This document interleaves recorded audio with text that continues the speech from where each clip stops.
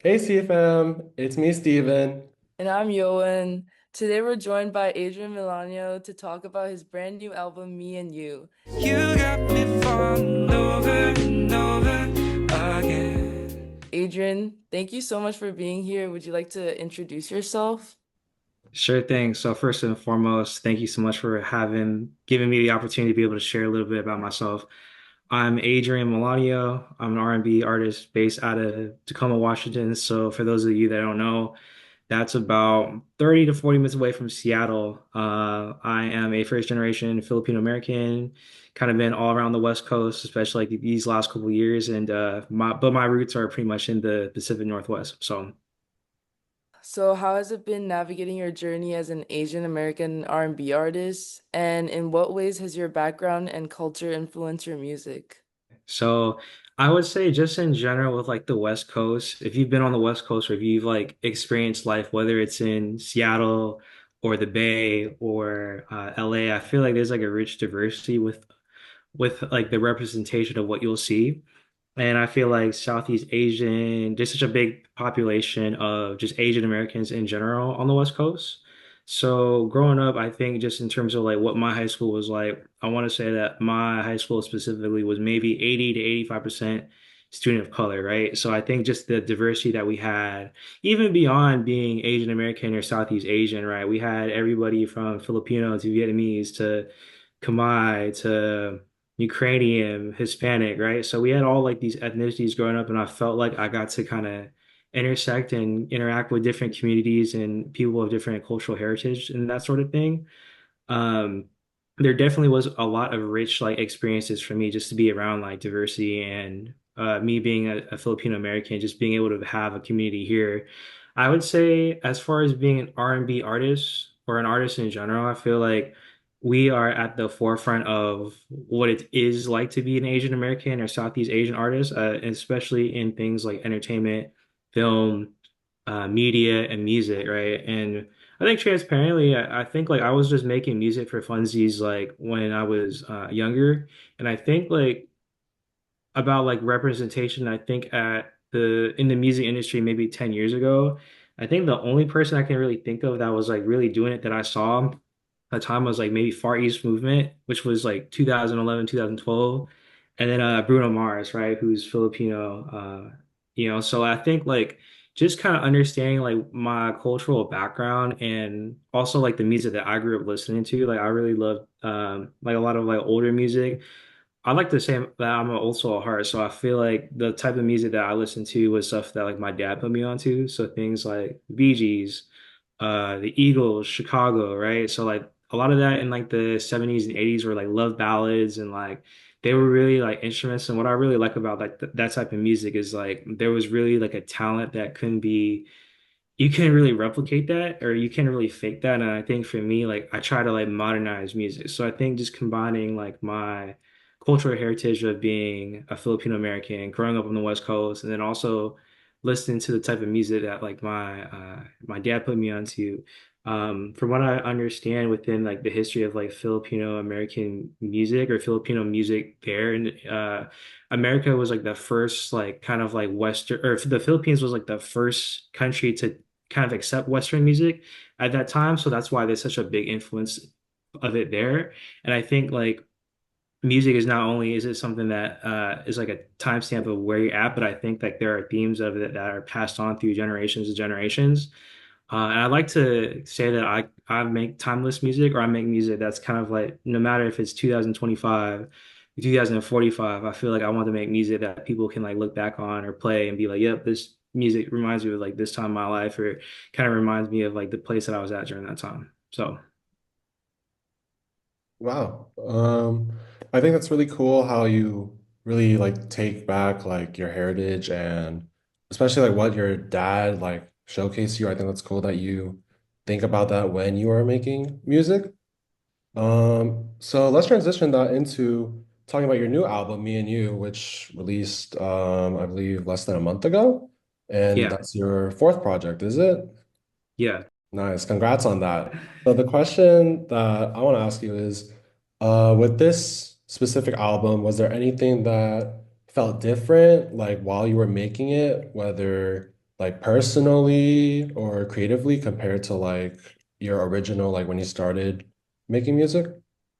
Sure thing. So I think when I it's kind of crazy that it's been my fourth album now because like I feel like in a lot of ways like I'm just still getting started when it comes to creating music. So I'd say like with my first album, I put out my first album when I was like 18, 19, which I don't know if it looks like I'm like old, but like I've been out of college for like a fat minute now. I've been out of college for like I graduated in 2018, so I've been out of college for like 8 years approximately, 7, 8 years. And I think at that time, like I didn't really have any intention with like music other than like I think I just wanted to make music just for the fun of it. And then eventually like I hit a bunch of algorithm links like just on Spotify and SoundCloud. Especially at that time, Spotify was just becoming like a platform that I feel like people were like using like way more regularly. And I felt like this is so funny now, but I made like my first Spotify check and it was like $20 or $30, something like that. And I thought about like all like the Big Macs I could eat just with like that time. And I think at that point I was like, you know what, I think I can make a career out of this. Not because I just want like Big Macs or anything like that, but like just to know that like something that I'm putting out into like the world is like resonating enough to that people want to be able to like stream it essentially or pay a subscription to be able to stream my music. I felt like that was one thing that kind of like led to the path of me like figuring out like what marketing was like or figuring out like just different things in order to um be able to get myself out there in terms of like, okay, well, how do I get my music through on YouTube, right? How do I get my music on Spotify or Apple Music, right? And I think fast forward to like what I mean earlier when I was talking about like I'm like finding myself or figuring things out is like I think I was just making music just because like I just wanted to like try it. And I think me now is just like I always try to create like an experience and I believe in like the idea of like world building. So like when I think about like this recent album I just dropped, I think about this main character, so-called main character that I'm playing where like the audience is like viewing or listening to my experience of like love, right? So this album's called Me and You, and I really wanted to touch on like what love is like in all these other aspects, right? So there's obviously like the lovey-dovey portion of it, and there's also like the infatuation. I have this one song called More, and literally like the chorus is like, I gotta have you, like I gotta make you mine. I want to put it all on the line, right? And I've been in instances like that where I'm like, man, like I really, really like this person. Me being an R&B lover boy, right? I also have another track called Be Honest, and like I have this interlude because like I'm a big interlude guy. I don't know why, but like I really like telling stories. And there's like this interlude where this girl leaves like this voice memo, and I'm like, damn, like I didn't get through to her. And I say like fuck, like an interlude, right? And I find it funny because like I have literally done that before, and I feel like there's a little bit of like cheekiness or humor to that where someone can resonate with being like, even though it's a sad song, even though it's like meant to be like, I got like the rain in the background and stuff. Like I'm really like trying to like capture what it's like to be like on the other end of like being like rejected or going through heartbreak or whatever, right? So I feel like there's all these angles to love, and I feel like this main character is going through like self-development or like this journey of like self-evolving, right?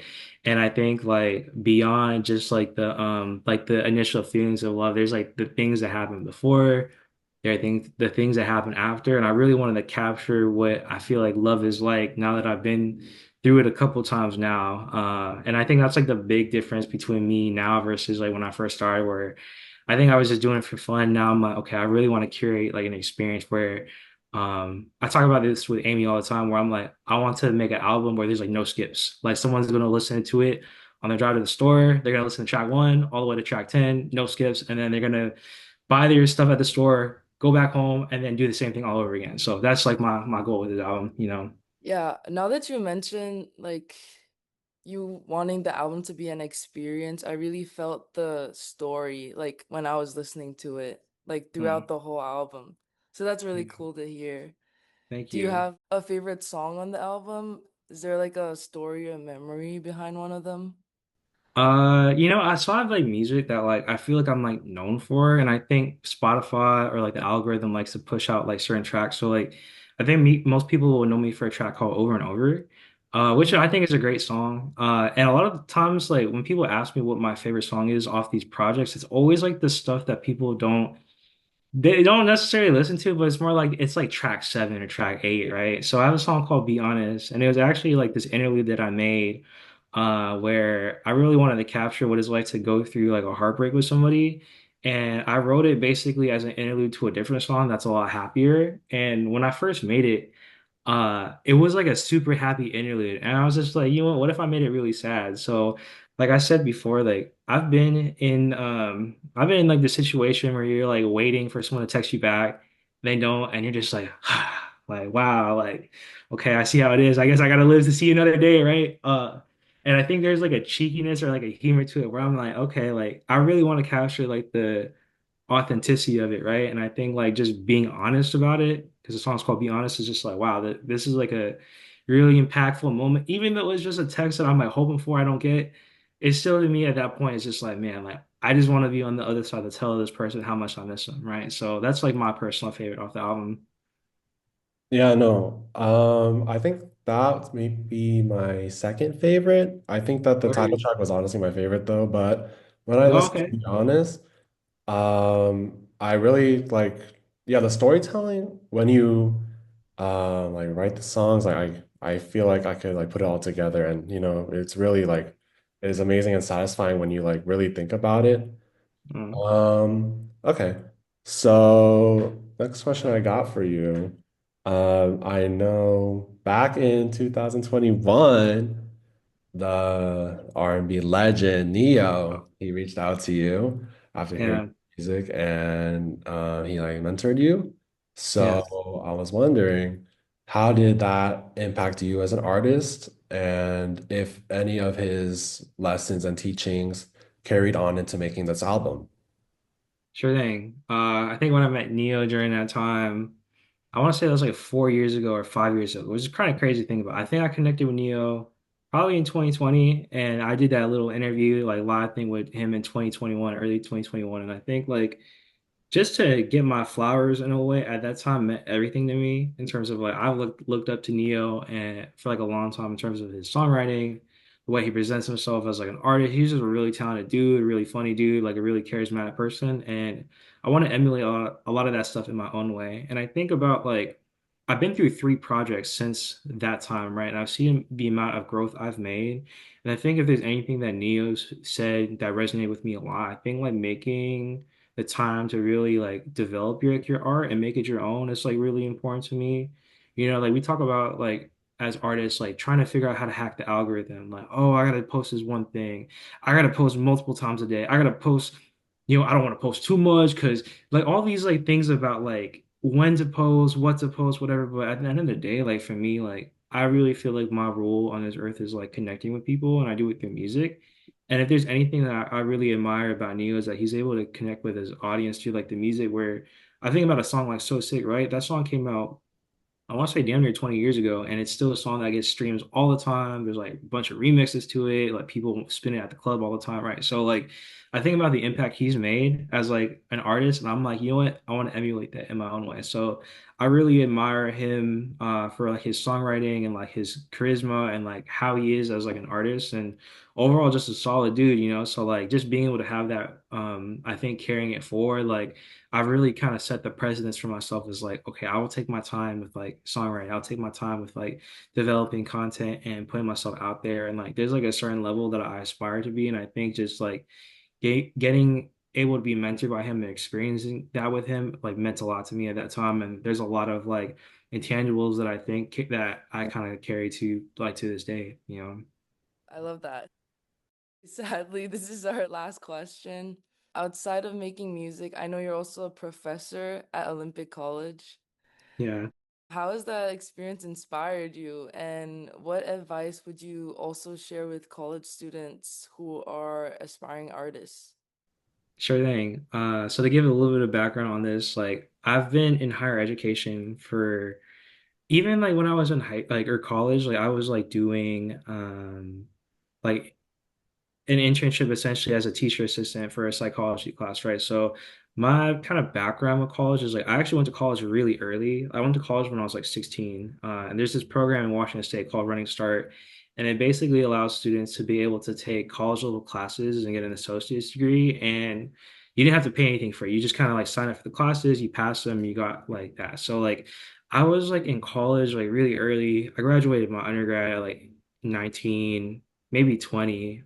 So I was like such a like and like even though I graduated early, I'll be honest, I wasn't like the best student. Like I think I did enough to go through motions, and I took a lot of time between 20 and 25 when I went back to school for my graduate degree to like just like live life in a way to work. So I worked as an academic advisor, and then I was doing music on the side.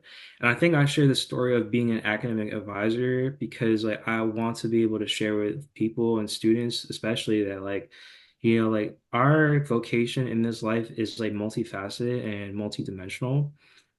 There might be things that you go through like when you're 18, 19, where you're like you want to do this and then you come to find out it's like actually I want to do this thing, right? And I believe that like life is very dynamic, and as a whether I've been an academic advisor, a college professor, an R&B artist, right? Like I feel like our impact is like 10 times what we can see. And I think I want to be able to be of the new era and the new thought of like, okay, like this person is able to touch lives in the classroom. He's able to touch lives through his music. And he's able to make connections with everything in between, right? So if there's any advice I have to anybody that's pursuing something creative or something entrepreneur or something different, right? Like I think it's really important just to start and to be where your feet are, right? Like I think back to like a lot of the reason why I did music, and I talked earlier about like trying to connect with people, and I think like the way I was doing it when I was a college student was like let me just like sing to this girl in my dorm or like let me just like go do a talent show or open mic, right? And it kind of just led to like this idea of like, you know what if I put like this song out, or like what if I just like got to do different things where to the point where even if I'm like traveling, right? If I get booked to play at a show, I still feel like I'm like this college professor, this advisor, where sometimes kids come up to me and they're like asking me advice about certain things, right? I played a show at Michigan State a couple of years ago, and there's a student who is Filipino American that said, Adrian, I'm thinking, not thinking, I'm going to quit school and I'm just going to do music full time. I haven't told my mom yet. What do you think? And I'm like, oh my God, bro. Like, you are out of your mind. But if you really think that you want to do this in your life, you have to go hard. And I don't mean like a little bit hard. I mean like you have to make this like your vocation. You have to make this your life, right? So I think about people like that where in return they're telling me that they're inspired by like the things that I've gotten to do, right? And in a way, sometimes I feel like I've like lived like an unconventional path where like how do I tell people about me working as a day job, professor? I even think about like in my own personal life right now that like in a way I feel like I'm kind of getting older, or like other people are moving out, getting married, doing all these great things, right? And good for them. And like sometimes even for me, like I feel like to teach is to learn, where like when someone is telling me something about what they got going on, I kind of find that I'm like learning myself, whether it's me in an advisor role, me as a professor role, and like I've had a lot of students like this last year as professors say like you're like the first Filipino American, you're like the first Asian American professor I've ever had. And I feel like there's like a new era of thought that I'm trying to bring into the classroom where I'm trying to bring in like new ideas and just different theories and different things, right? Like I'm teaching a class right now on digital marketing for content creators. It doesn't start right now, but it starts in a couple of weeks. And like I really pitched to my school. I was like, hey, like there's this new demand for people like trying to monetize on the internet. Why don't we take a course and just trial run it and see if it works? And like they approved it. And like now I'm teaching it in the fall. It's gonna be my second year teaching. And I just think that with anybody that is like trying to do anything entrepreneurial, creative, be where your feet are and just know that progress is not linear. And I feel like if you focus on your outcome, your opportunities will be there. So I'll leave it at that because I can like go on forever, but that's what I would say about that. Yeah, I think your advice really resonates with a lot of people because I've also realized through college that like life isn't linear. I'll say like the last Okay, thing I'll say about that is like yeah. I would say that who you are right now will pale in comparison to who you'll be 5 years from now, especially if you're like on this trajectory of like growth. And like, I think from the outside, people see like, okay, Adrian's like a professor. Adrian has grown this following on Spotify or Instagram, whatever. And I have, and I'm very thankful for that. But I also know that Adrian that has like overcame a lot just in my personal life and just like other things that I have going on working through. So like, I like look back and I empathize a lot with like the average 18, 19-year-old kid like trying to figure it out, right? So it all starts from somewhere. Just leave it at that. Yeah. Thanks for all your advice. And thank you again for being here and sharing your story with us. Is there anything else you'd like to talk about or promote before we wrap up the interview? Yeah, so you can find me on Spotify, YouTube, Instagram. Instagram handle is my legal name, Adrian Milanio. I'm sure they'll put it in the description somewhere.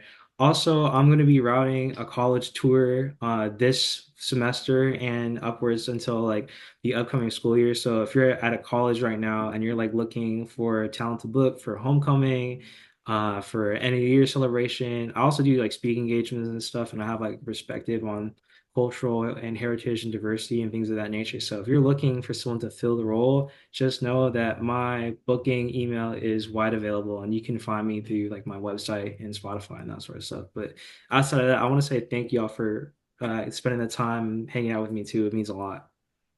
Yeah, no, like, Thank you so much. yeah, exactly. But what y'all had said, bro, like, this was actually a really great and like dope opportunity. Like, I'm really glad to hear like more about like your sound and like what you put into it, as well as advice you have for college students. Because like when you were talking to Yoan, I was like, wow, like when I was a freshman, I was undecided. I didn't know what I wanted to do. But like Yeah. when you were saying things about like, like things could change like just like that, like that's low-key what happened to me because now I know what I want to do, and I think that really resonates with me, and I feel like it'll resonate with everyone else too, because I think it's a very common occurrence, especially for like first years when they come in. Yeah. It's like, oh no, it's a new thing. Like I don't know what I want to do. Like maybe like